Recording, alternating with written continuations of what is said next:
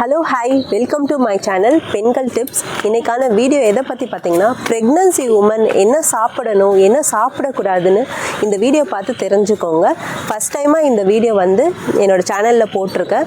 மறக்காமல் சப்ஸ்கிரைப் பண்ணுங்கள், லைக் பண்ணுங்கள், ஷேர் பண்ணுங்கள். இந்த வீடியோ யூஸ்ஃபுல்லாக இருந்துச்சுன்னா உங்கள் ஃப்ரெண்ட்ஸ் அண்ட் ஃபேமிலியில் யாராவது ப்ரெக்னன்சியாக இருந்தாங்கன்னா அவங்களுக்கும் ஷேர் பண்ணி விடுங்க. வாங்க இன்னைக்கான வீடியோக்குள்ளே போகலாம். ப்ரெக்னன்சி டைமில் பெண்களுக்கு வந்து ப்ரெக்னன்சி டைமில் என்ன தேவைப்படுனா மெயினாக கால்சியம், புரோட்டீன், விட்டமின் டி இதெல்லாம் ரொம்ப ரொம்ப அவசியம். அதனால நம்ம என்ன சாப்பிடணும் பார்த்தீங்கன்னா ஃப்ரூட்ஸில் ஆப்பிள், பெர்ரிஸ், அப்புறம் வந்து டேட்ஸு நீங்கள் இதெல்லாம் எடுத்துக்கிறது ரொம்ப ரொம்ப முக்கியம். எது சாப்பிடக்கூடாதுன்னு பார்த்தீங்கன்னா ஃப்ரூட்ஸில் பைனாப்பிள், கருப்பு திராட்சை, நாவல் பழம், கருப்பான எதுவும் சாப்பிடாதீங்க. அதுக்கப்புறம் பார்த்தீங்கன்னா வெஜிடபிள்ஸில் என்னென்ன சாப்பிடணும்னு பார்த்தீங்கன்னா சக்கரவள்ளி கிழங்கு, கீரை வகைகள் ரொம்ப ரொம்ப முக்கியம். ஸ்பினாச்சு, அப்புறம் டெய்ரி ப்ராடக்ட்ஸ் எல்லாமே எடுத்துக்கோங்க. எக்கு, அப்புறம் வந்து யோகட்டு, மில்க் அதிகமாக குடிங்க. ஆப்பிள், டேட்ஸு, பெர்ரிஸ் இதெல்லாம் அதிகமாக எடுத்துக்கிறது ரொம்ப நல்லது. வெஜிடபிள்ஸில் பார்த்தீங்கன்னா கீரை வகைகள் அதிகமாக எடுத்துக்கோங்க. சக்கரவள்ளி கிழங்கு அதிகமாக சாப்பிடலாம்.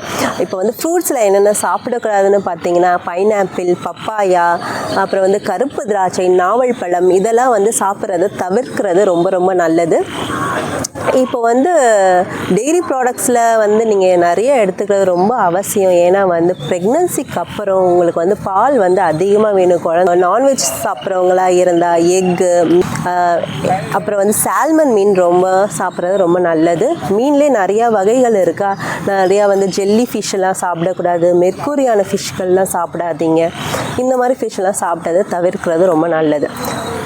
ஜூஸாக வந்து நீங்கள் எதையுமே இன்டேக் பண்ணாதீங்க ப்ரெக்னன்சி டைமில். இப்போ சப்போஸ் உங்களுக்கு ஜூஸ் குடிக்கணும் போல் இருந்துச்சுன்னா நீங்கள் வாரத்தில் ஒரு நாள் குடிச்சிக்கலாம், தப்புலாம். நீங்கள் அதிகமாக ஃப்ரூட்ஸாக எடுக்க உங்களுக்கு நார்ச்சத்து ரொம்ப அதிகமாக கிடைக்கும். அதனால் ஃப்ரூட்ஸாக எடுக்கிறது ரொம்ப நல்லது. எதுக்காக சொல்கிறேன்னு பார்த்தீங்கன்னா ப்ரெக்னன்சி டைமில் வந்து நிறைய பேருக்கு வந்து சுகர் வந்து டக்குன்னு அதிகமாகிடும். அதனால வந்து ஜூஸாக குடிக்கிறத விட நீங்கள் ஃப்ரூட்ஸாக அதிகமாக சாப்பிடுங்க. கான்ஸ்டிபேஷன் வரதை கூட தவிர்க்கலாம்.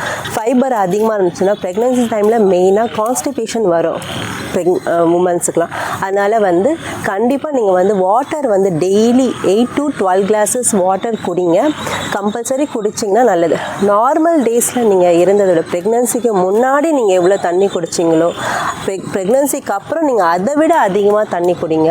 எதுக்காக சொல்கிறேன்னு பார்த்தீங்கன்னா ப்ரெக்னன்சி டைமில் வந்து வாட்டர் லெவலும் அதிகமாகும், லோவாகும். அதனால ரொம்ப அதிகமாகவும் குடிக்கக்கூடாது, ரொம்ப கம்மியாகவும் குடிக்கக்கூடாது. நார்மலாக ஒரு நாளைக்கு 8 to 12 glasses வாட்டர் குடிங்க. நீங்கள் நார்மலாக இதுக்கு முன்னாடி எவ்வளோ வாட்டர் எடுத்துகிட்டு இருந்தீங்களோ அதை விட கொஞ்சம் எக்ஸஸாக வாட்டர் எடுங்க, ரொம்ப நல்லது. நான் சொல்கிற டிப்ஸை எல்லாத்தையும் நீங்கள் ஒரு தடவை உங்கள் உடம்புக்கு ஏற்ற மாதிரி, எல்லாருக்கும் ஒவ்வொரு பிரச்சனை இருக்கும், டாக்டர்கிட்ட பிஃபோராக கன்சல்ட் பண்ணிவிட்டு எடுத்துக்கோங்க. நெக்ஸ்ட்டு வீடியோவில் பார்க்கலாம். தேங்க்யூ.